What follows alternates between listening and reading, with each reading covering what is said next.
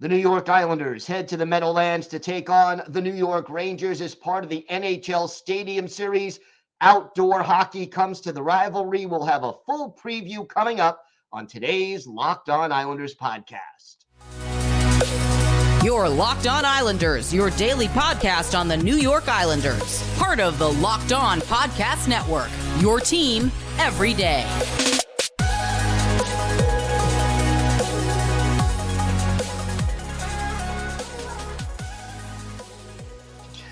And welcome, everybody, to the Friday edition of the Locked On Islanders podcast, part of the Locked On Podcast Network, your team every day. I want to thank everyone who makes Locked On Islanders your first listen every day. Don't forget to subscribe on YouTube or wherever you get your podcasts so you can get new episodes as soon as they drop. We have got a lot to discuss on today's show. But first, if there's something Islanders related on your mind, if you have a question, a comment, maybe a topic you'd like us to talk about on a future episode, you can email us at lockedonislanders@gmail.com. And if you leave your first name and where you're from, we're happy to mention you on the show when we talk about whatever it is that's on your mind.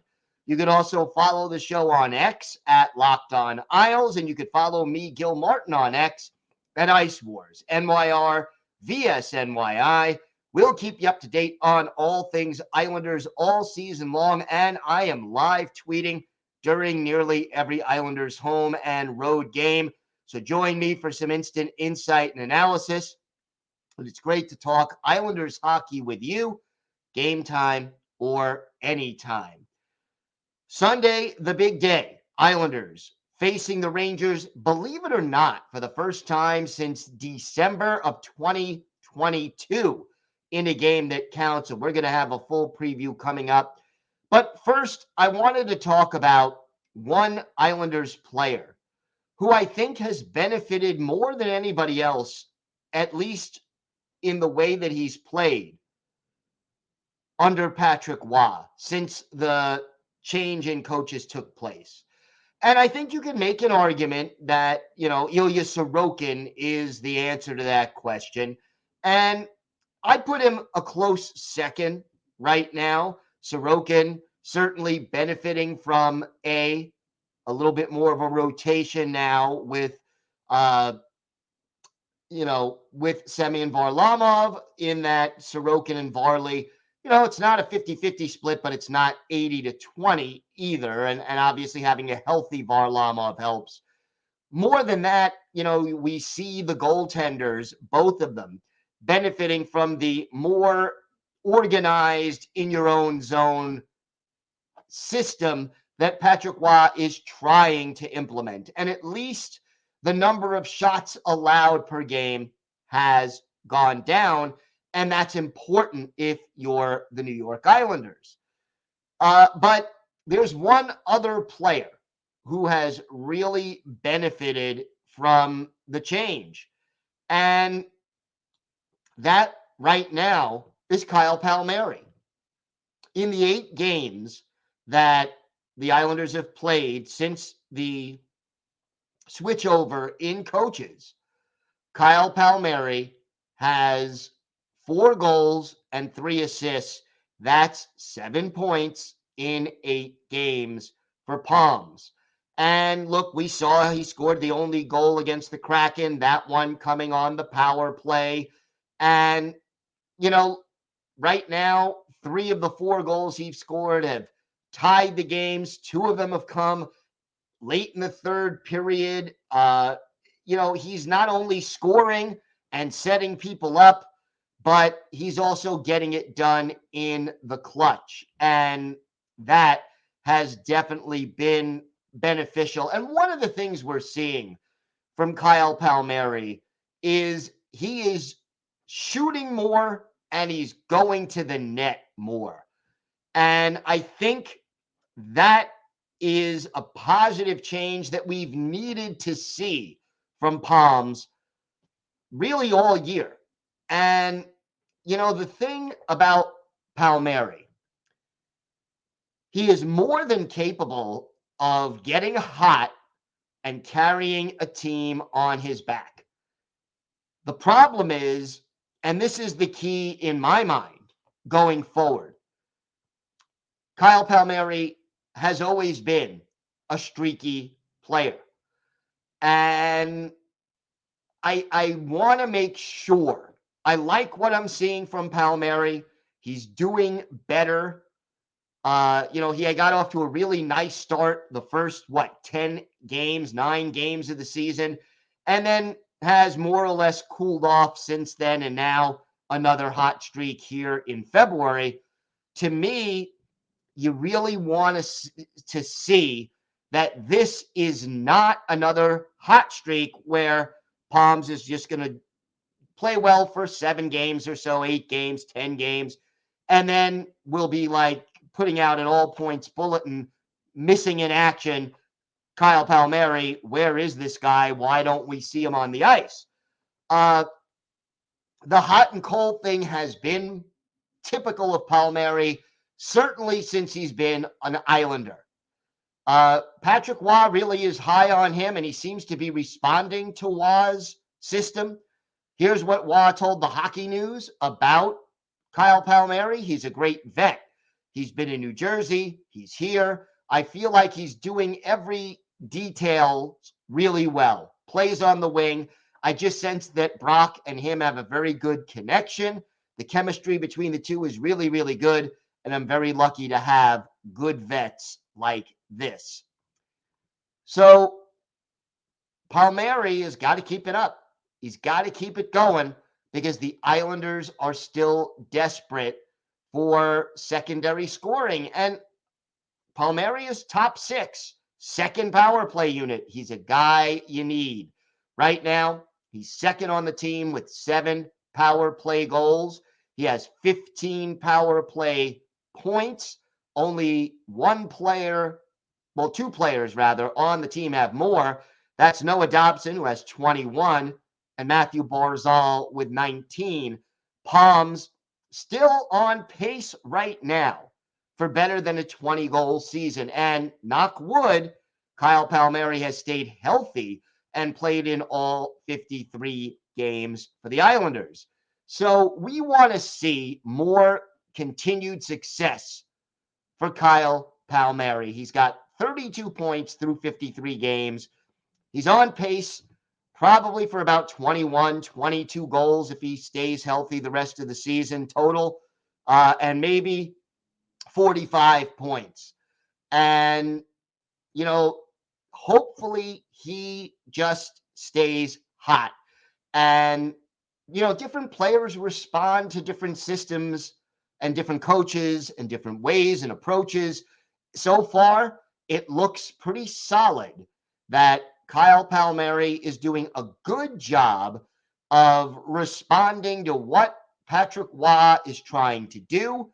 He seems to have a little extra jump in his step, and I am hoping he can keep that going for the Islanders because,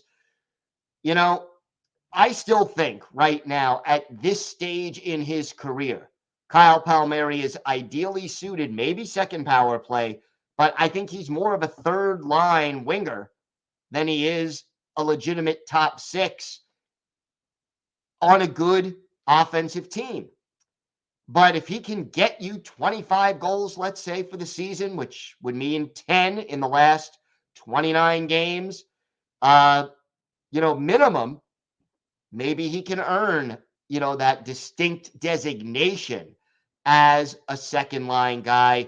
As far as the Islanders go, because of his chemistry with Brock Nelson and because they lack other alternatives that are legitimate top 6 guys, Palms is second line, and he's going to stay there up and until some changes are made to this roster. All right.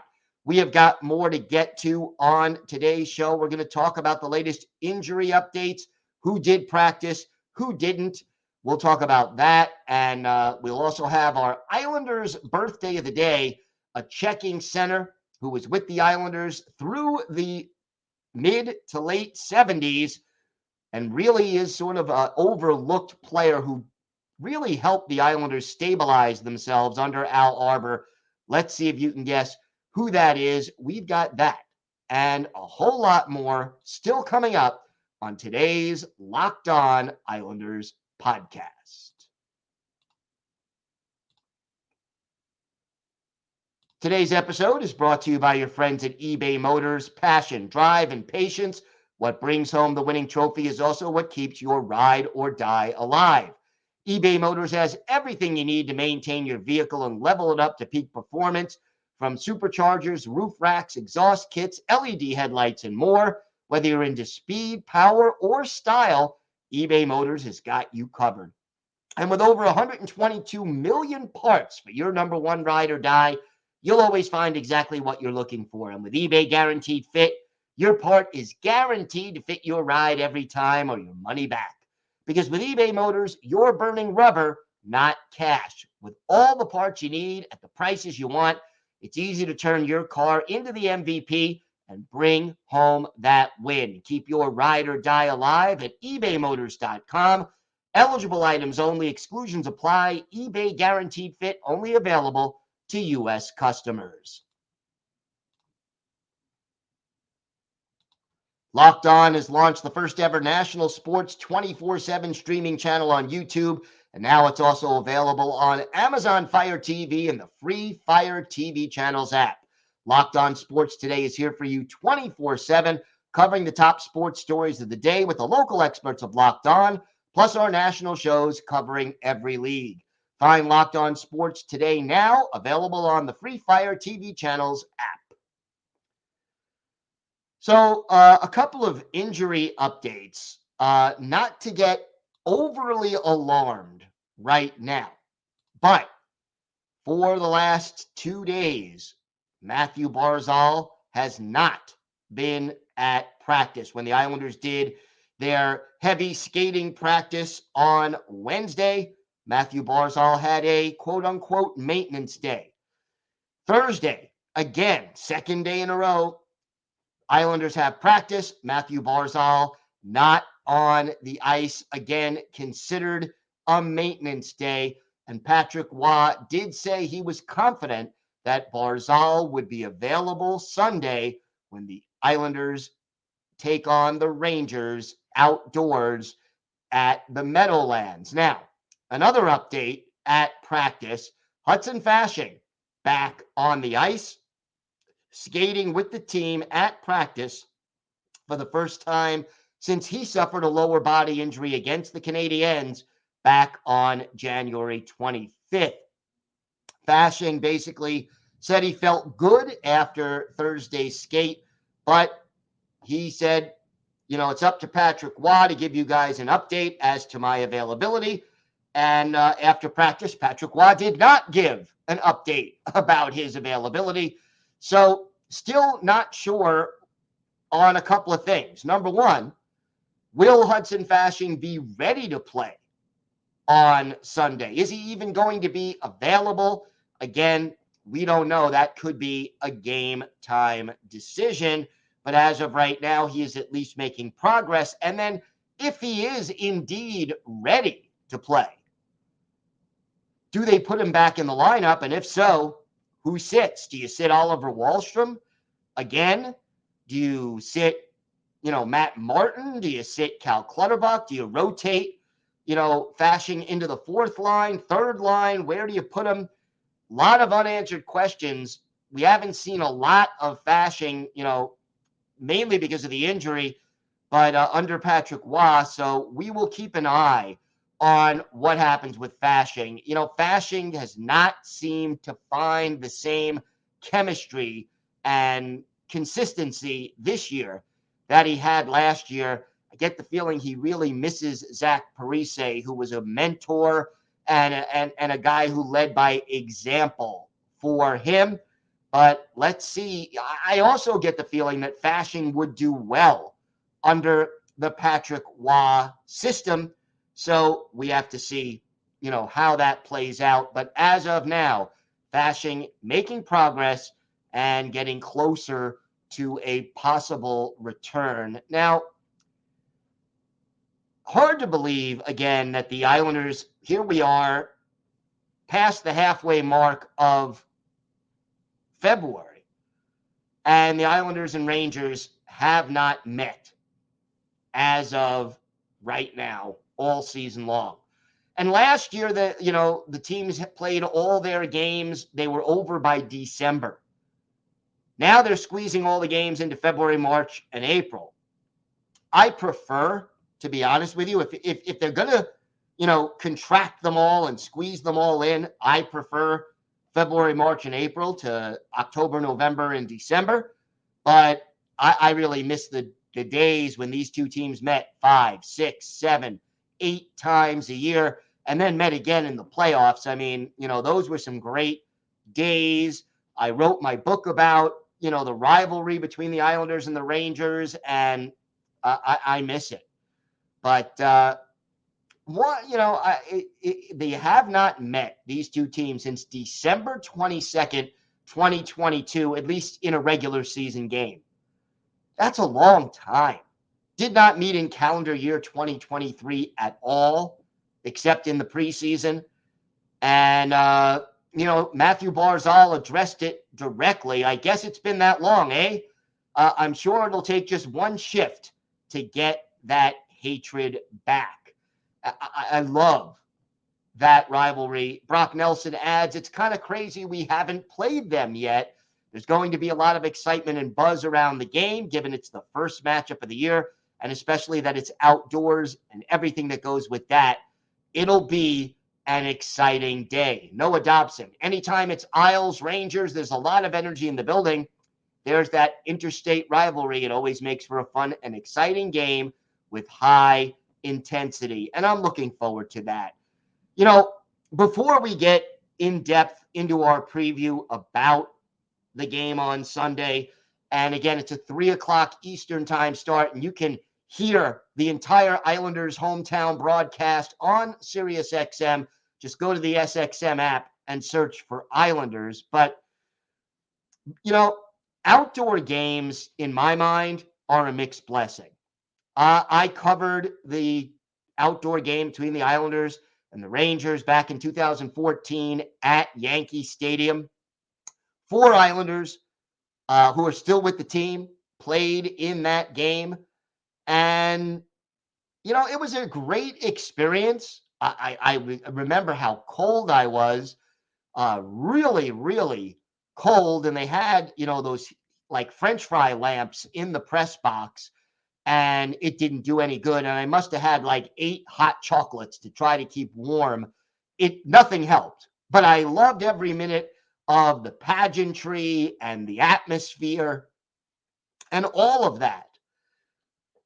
To me, the outdoor games are fun, but the build up to them and the feeling around them is better than the actual game. Because no matter how much better the technology gets, the ice is never as good as it is indoors. And the puck doesn't bounce truly like it does in an indoor arena. It's not as consistent. And usually the quality of play is a little bit lower in an outdoor game than it is at a typical game. So I love the atmosphere. I love the hype. I mean, Yankee Stadium, where they did it 10 years ago, that's a historical venue. We've seen some really great venues out there: Wrigley Field, Fenway Park, Michigan Stadium. I love some of the different venues that they've held these games at.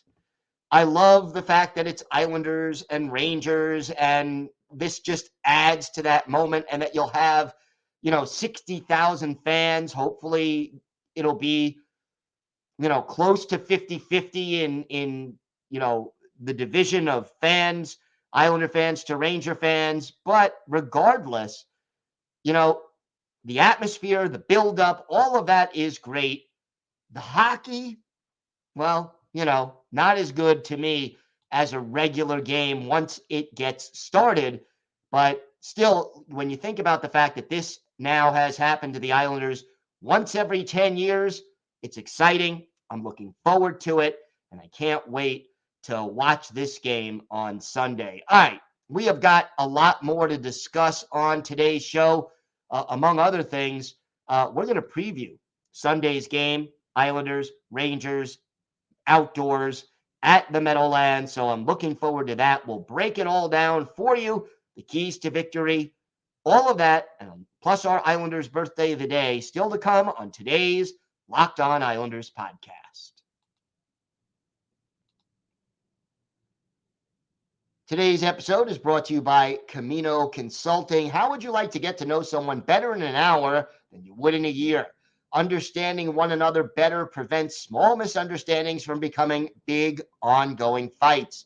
After providing more than 20 years of service to small and mid-sized businesses, helping management groups navigate conflict and onboarding new employees, Camino is now offering a digital seminar for families and couples. Did your Valentine's gift of tickets to the game not go over as well as you hoped? Get the couples and family online seminar for 25% off for the month of February using the discount code Locked On. Again, that's discount code Locked On, LOCKEDON, for 25% off for the rest of the month at www.caminoconsulting.ca, or mention Locked On when reaching out for a business seminar and receive the first 5 profiles free. Again, that's caminoconsulting.ca, and use the promo code Locked On. Locked On has launched the first ever national sports 24/7 streaming channel on YouTube, and now it's also available on Amazon Fire TV in the free Fire TV channels app. Locked On Sports Today is here for you 24/7, covering the top sports stories of the day with the local experts of Locked On, plus our national shows covering every league. Find Locked On Sports Today now available on the free Fire TV channels app.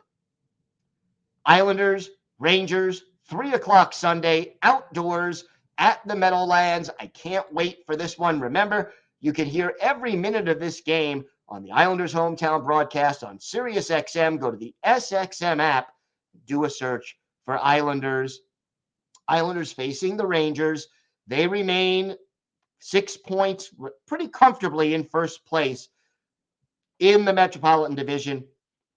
Islanders are not going to catch the Rangers this year unless the Islanders go on a tear and the Rangers have a bit of a collapse. But remember, these two rivals, they haven't met in the playoffs since 1994, and I would love nothing more, and I think there'd be nothing better for New York area hockey than to see these two teams meet in the playoffs again for the first time in, the first time in 30 years. Two goalies, obviously, on this team. Igor Shesterkin, who is not having as good a year as he normally does, and Jonathan Quick, who has really surprised a lot of people by having such a good year. Quick is only starting about a third of the games, but he has outdone Shesterkin statistically. Goals against average, Shesterkin 278, Quick 227, save percentage, Shesterkin 902, Quick 919. Quick even has more shutouts than Shesterkin, 2-1, even though he started 18 games and Shesterkin 34. This team right now is 11th in the league in goals scored, 8th in the league in goals against. They are up near the top in both statistics, and on special teams, power play is 5th, 25.6% conversion rate. The PK is 5th, 83.7% success rate. What does that mean? It means the Islanders' power play will have a challenge, and it means the Islanders have got to do a good job of staying out of the box. Otherwise, the Rangers can make them pay. And if you look at it, 3 different Rangers, Artemi Panarin, Chris Kreider, Vincent Trocheck, each have 9 power play goals already this season. Panarin has 19 assists. Alex Lafreniere, 17 assists on the power play.